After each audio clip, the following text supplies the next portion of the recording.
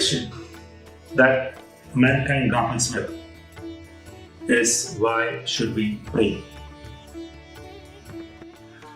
So, the common explanation given is that the Supreme Force, the Almighty or the Ishwar, has given us a lot. He has blessed us with multiple things in life, and therefore we should, be thankful to Him and get up every day and pray. Fair point. But to my mind, the answer is much deeper. Remember one thing. Just because Ishwar has given us everything, does Ishwar really expect us to get up every day in the morning and keep saying thank you, thank you, thank you? Do our parents expect us to do that? Or they also give us a lot, isn't it? But I don't think any parent really expects the child to get up every morning and keep on saying thank you, thank you, thank you. So why would Ishwar also want us to, just keep saying thank you? So is that the key reason why one should pray?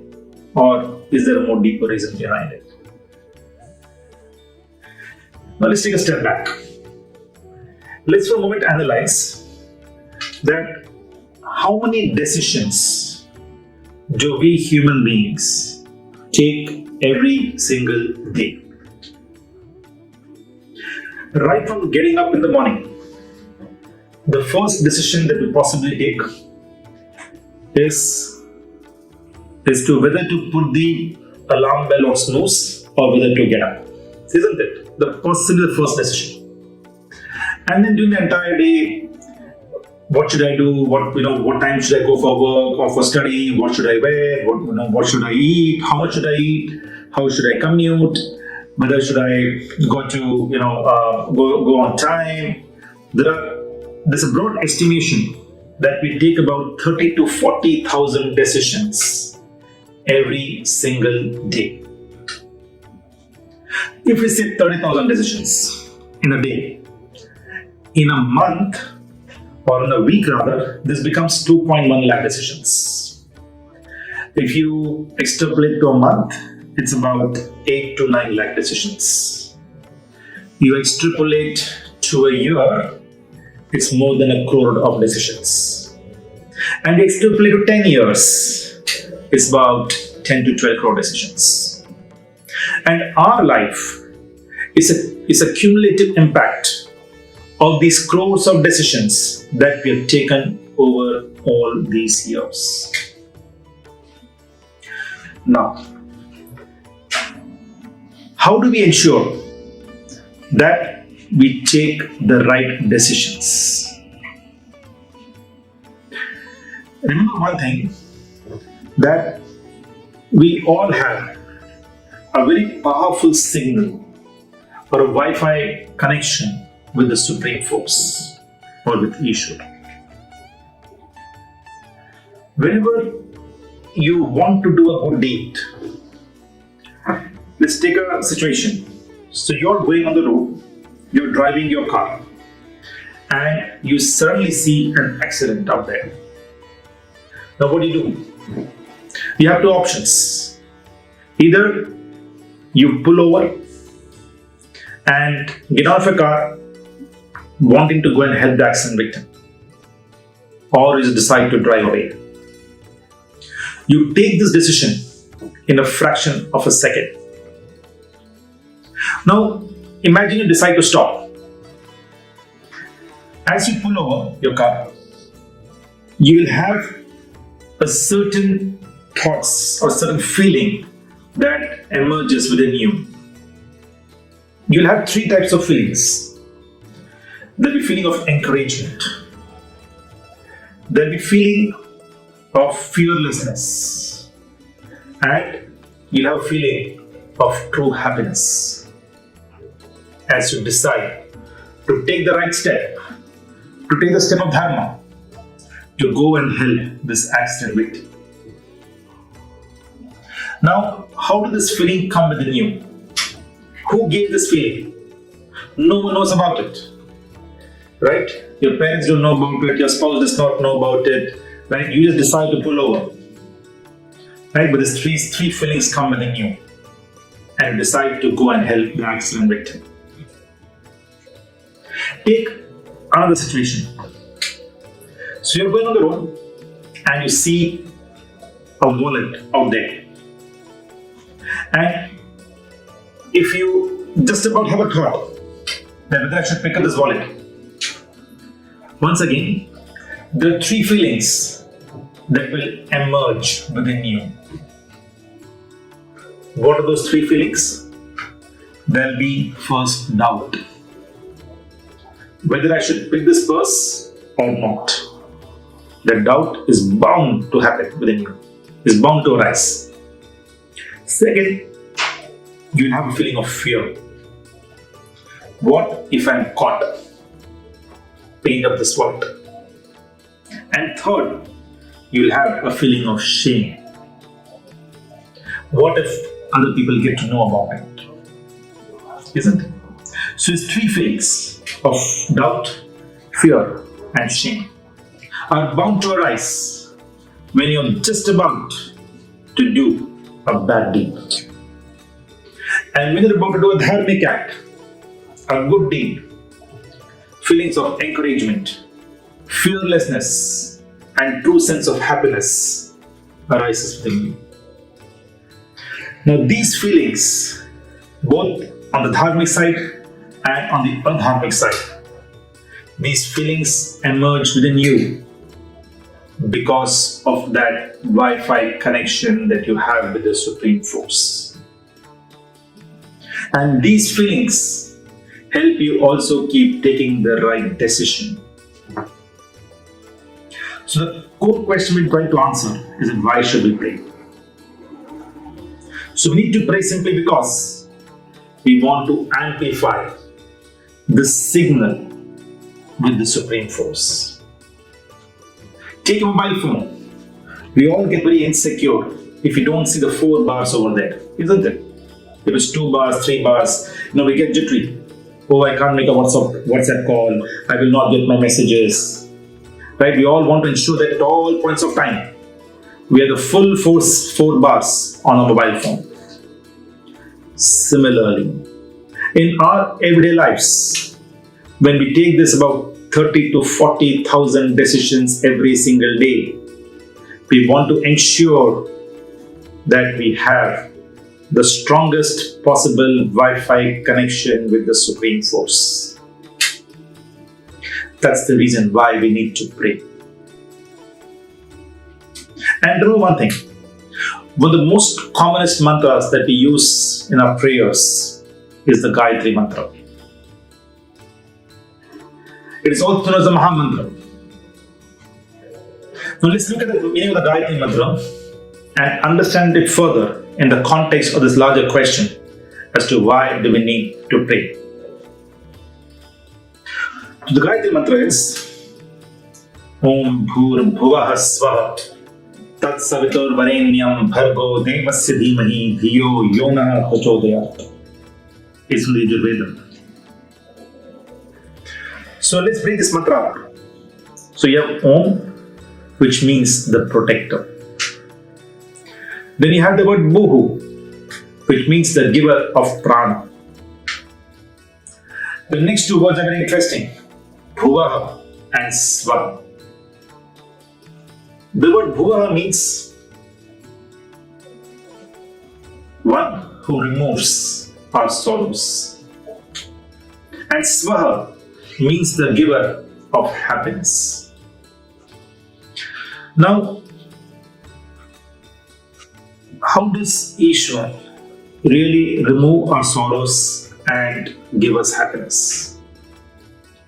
Remember, Ishwar is no magician. There is absolutely no real magic that happens in this world. But yet, Ishwar is definitely remover of sorrow and giver of happiness. Let's take 2 case studies to understand this further. So first one is remover of sorrows. which is Bhuvaha. So imagine that, see, your child is sick. Yeah. So is there Dukha? Yes. Sorrow? Yes. The child also is not happy. You also, as a parent, also will not be happy now. So, how does Ishwar help to remove the Dukha? Now, in such a situation, you need to take a few critical decisions, isn't it? The first decision you take is to decide at what stage to really approach a doctor. Sometimes we want to avoid for 1 or 2 days, 3 days. We want to wait it out, isn't it? But there's a point wherein you decide whether you need to go to a doctor or not. Decision number 1. Meanwhile, you also decide whether to give some home remedies or not in the first couple of days the child falls sick. And if yes, what kind of home remedies? Do you want to give him steaming? Do you want to, help him do pranayam or anything at your home front that is within your direct control? Once having decided that you need to take the kid to a doc, you take a decision whether to go down the path of allopathy, whether say Ayurvedic, homeopathy, Siddha, or any other field of medicine that you have faith in. That's once again a decision. If, for example, you decide to go for Ayurvedic, then there's one more decision. You may know 3 or 4 doctors around, and you need to decide as to, for this particular disease or for this particular case, which doctor should I go to? And once you do that, and the doctor gives you a few diagnostics, tests to be done, medicines to be taken, you once again take a few decisions. You're also constantly deciding as to how do I ensure my child takes the right medicine, takes it on time, right? And ensuring that all these are multiple decisions that you take. And the child coming out of the disease, getting well, is a function of these numerous decisions you took that helped you reach that particular situation for the child being healthy again and your dukkha being reduced. Now, these series of decisions, the quality of these decisions does get positively impacted if you decide to pray. Now, let's take the other word, which is Swaha, giver of happiness. Well, another situation. So, say you have a child who wants to be a great footballer, right? Or a great cricketer. So now the child needs to practice, be sincere towards it. For which, for example, say child needs to wake up, say every day at 4:30, 5 in the morning, right? Get to the ground, get to the nets, and start practicing. So the child needs to have an internal motivation, an internal inspiration, right? To every day get up from the bed and be there on time. Does a child take a decision? Do you also take a decision to support a child? Absolutely yes. Now, when you take these decisions on a consistent basis, it helps you start doing better at that particular sport. You start doing better, you get selected in your state team, national team, right? And that becomes a source of sukha. It's a cumulative impact of thousands of decisions you took to get there. And once again, for you to be able to take these decisions on a consistent basis in a positive manner, praying does help. So going back to the Gayatri Mantra, we said Om Bhur Bhuvaha Swaha. And then we say Tat Savituhu Varenyam. Savitu means you are the creator of this entire universe. Varenyam, I pray to you alone. And then we say, Bhargo Devasya Dhimahi. The word Bharga means supreme intellect. This intellect is the core way, or the core is what helps you take your decisions. It's your intelligence, your good IQ, all that comes under Bharga. So you pray in this part of the Gayatri Mantra, Bhargo Devasya Dhimahi. O Ishwar, O Supreme Force, bless me with supreme intellect. But you don't stop there. You have the last phrase to Gayatri Mantra which says, Dhiyo Yonaha Prachodayat. Why? Why couldn't we stop at only Bhargo Devasya Dhimahi? Because the last phrase is equally important. It says, lead my intellect onto the right path. Let's take an example. So there are twins, okay? So born to the same set of parents, same family environment. They go to the same school. Both of them are brilliant in the studies. They do extremely well. Both of them say crack the IIT. They go pursue computer science engineering from the best IITs in the country. And both do extremely well over there as well. Both have very good intelligence. Bhargo Devasya Dhimahi. But then after they finish their BTech from IT, you have one boy who joins a cyber crime group. And the other boy decides to join the CBI. Very, very different roles. One is into dharmic role, trying to protect lawfully, rightfully, and the other person, by joining the cyber crime group, wreaks havoc on the society. And that's where the last part of the Gayatri Mantra, Dhiyo Yonaha Prachodayat, please guide my intellect onto the right path, becomes extremely relevant. So now if you look back at the larger question of why do we need to pray, it falls into place. So just to recap, first we take over 30,000 decisions every single day. We have a strong Wi-Fi signal with the Supreme Force. When you do a good deed, you do have feelings of encouragement, fearlessness, and true sense of happiness. When you are about to do a bad deed, you have doubt, you have fear, and you have shame. So, if we pray, we are able to amplify the signaling effort of the Supreme Force, and we're able to take the decisions in the right direction.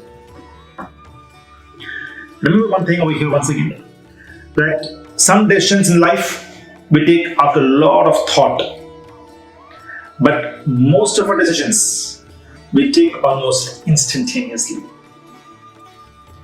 And finally, we discuss with the Gayatri Mantra, which is a very, very important mantra, and saw the meaning of this mantra as to how over here we pray to the Supreme Force who removes our sorrows, gives us happiness, and we pray to Him to bless us with supreme intellect and also lead it on to the right path.